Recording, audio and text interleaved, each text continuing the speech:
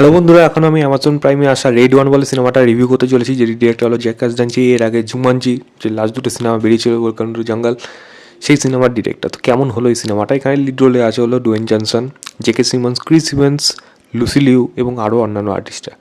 গল্পটাই ছোটো করে বলি, ক্রিসমাসের সময় এবং সান্টার এবং তার পুরো পুরো টিম তৈরি হচ্ছে যে প্রত্যেক বাড়িতে গিয়ে তাদের গিফট দিয়ে দিতে হবে। কিন্তু সেই সময় সান্তাকে কিডন্যাপ করে নিয়েছে গ্রিলার। গ্রিলারকে সেখানে একজন উইচ, যার কী উদ্দেশ্য, সে কেন ক্রিসমাসের আগে সান্তাকে কিডন্যাপ করছে, যার সান্তাকে খোঁজার জন্য তার টিম এবং তার যে চিফ, তার যে বডিগার্ড বলা যায়, বা তার যে সিকিউরিটি অফিসার এখানে রোলে আছে ড্রিপ, যে এখানে ডুয়েন জনসন, সে একজনকে হায়ার করছে। কী কারণে হায়ার করছে? যে একজন হ্যাকারকে হায়ার করছে, যে হলো এখানে ক্রিস ইভ্যান্স।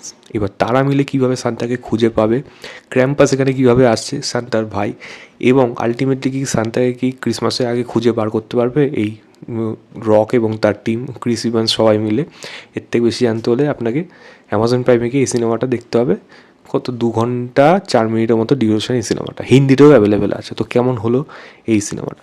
যদি আমি বলি এই সিনেমাটা কেমন হলো, এই সিনেমাটা পার্টিকুলার বাচ্চাদের জন্য বানানো সিনেমা। ক্রিসমাসের আগে বাচ্চারা অবশ্যই এই সিনেমাটা যদি দেখে, তারাই কিন্তু ভালো রকম মজা আসবে, টাইম পাস হয়ে যাবে। কারণ এটা বড়দের জন্য সিনেমা না, কারণ এই সিনেমাতে প্রচুর ক্লজ আছে, যেগুলো আমি কিন্তু সম্পূর্ণভাবে যদি ইগনোর করে দিই, আমি বলবো এটা সম্পূর্ণ একটা বাচ্চাদের সিনেমা, time pass movie, popcorn movie. ক্রিসমাসের সময় একেবারে কিন্তু এটা বেশ ভালো রকম হতো। এই সিনেমাটা কিন্তু সিনেমা হলেও আসার কথা ছিল, কিন্তু সিনেমা হলে কিন্তু আসেনি আমাদের এখানে। ডাইরেক্ট অনেক প্রবলেম আছে, প্রডিউসারের অনেক প্রবলেম আছে, যে যার মধ্যে রক একজন যে প্রডিউসার, যা সে প্রবলেম ক্রিয়েট করার জন্য সবথেকে বেশি কন্ট্রোভার্সি হয়েছে এই সিনেমাটা নিয়ে। বাট অ্যামাজন এটাকে রিলিজ করে দিয়েছে এবং এটা আর সিনেমা হলে আবার তো আসছে না। তো কেমন লাগলো যদি বলি, এখানে দেখুন কিছু জিনিস ডেফিনেটলি ভালো লাগবে। যেমন এর মধ্যে একটা একটা সফটনেস, বা বলা যায় একটা একটা হিউমার, একটা মজাদার এলিমেন্ট, বা একটা টাইম পাস মুভির জন্য যা প্রয়োজন হয় প্রত্যেকটা জিনিসই কিন্তু রয়েছে এই সিনেমাটার মধ্যে। যেমন কমেডি রয়েছে হালকা, ক্রিস ইভান্স এবং রক, তাদের মধ্যে যে কমেডি পোর্শনগুলো রয়েছে সেগুলো বেশ ভালোভাবে ওয়ার্ক করে যায়। রাইটিংয়ের জন্য না, পারফরমেন্স মানে তাদের পারফরমেন্সের জন্য বেশি ভালোভাবে ওয়ার্ক করে যায়। এখানে যদি বলি আমি ক্রিসমাস, এই আমাদের সান্তা হিসেবে জে কে সিমন্সকে কেমন লেগেছে, দারুণ লাগবে। যখন দেখবেন যে একটা রাত্রের মধ্যে সান্তা ক্লজ কীভাবে প্রত্যেকটা বাড়িতে গিয়ে গিফট ডেলিভারি করছে, তার আগে সে কীভাবে ওয়ার্ম আপ করছে, এবং একটা দিনের জন্য তারা প্রত্যেকটা দিন, বছরে 364টা দিন, তারপরের দিন ক্রিসমাসের পরের দিন বক্সিং ডে টাকে বলে, একটা দিন বাদ দিয়ে বাকি 364 দিন কীভাবে প্ল্যানিং করে, কীভাবে সান্তা এক্সারসাইজ করে, কত কিছু নিজেকে মেনটেন করে, যাতে একদিনের মধ্যে, এক রাতের মধ্যে প্রত্যেকটা বাড়িতে গিয়ে গিফট ডেলিভার করতে পারে। এই সমস্ত ছোটো ছোটো মজার মোমেন্ট আছে, যেগুলো কিন্তু আপনার ভালো লাগবে।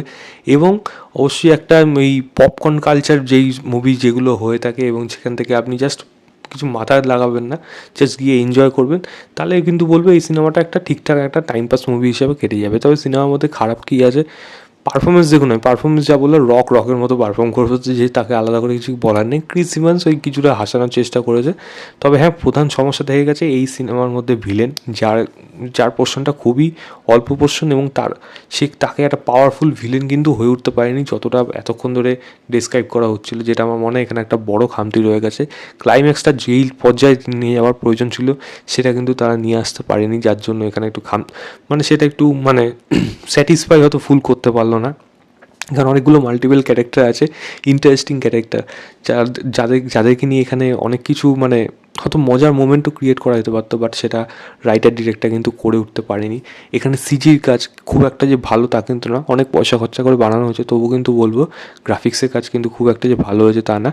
মেকআপ ভালো হয়েছে, ক্র্যাম্পাসকে যে মেকআপটা করা হয়েছে তাকে কিন্তু দেখতে বেশ ভালো লাগছে। যদিও এরকম ধরনের মেকআপ আগেও বহুবার দেখেছি, বাট তাকে দেখতে কিন্তু অ্যাকুরেট লাগছে, দেখে ভালো লাগছে। কিন্তু আমি যদি বলি সেট ডিজাইনের মধ্যে যে গ্রিন স্ক্রিন যেগুলোকে ইউজ করা হচ্ছে, বা সিজির যেই জায়গাগুলোতে কাজ করা হচ্ছে, সেগুলো কিন্তু খুব একটা ভালো হয়েছে তা কিন্তু না। তো এখানে কিন্তু খামতি কিন্তু বোঝা যায়। ছোটোখাটো প্রচুর সমস্যা রয়েছে রাইটিং লেভেলে, যেটাকে আমি যদি বলি রাইটিং লেভেলকে বাচ্চাদের জন্য যদি ইগনোর করা যায়, তাহলে এটাকে জাস্ট একটা টাইম পাস মুভি হিসাবে আমি এটাকে একটা অ্যাভারেজ সিনেমা হিসেবে গণ্য করবো। আমি এই সিনেমাটাকে 2.75 দেবো, আউট অফ 5 বলবো। অ্যামাজন প্রাইমে যান, গিয়ে দেখুন, দেখে জানাবেন আপনাদের কেমন লেগেছে। তো এই ছিল আমার বড় রিভিউ রেড ওয়ান বলে সিনেমাটা। ভিডিওটা ভালো লাগলে লাইক, শেয়ার, চ্যানেলটাকে অবশ্যই সাবস্ক্রাইব করে দেবেন। বাই।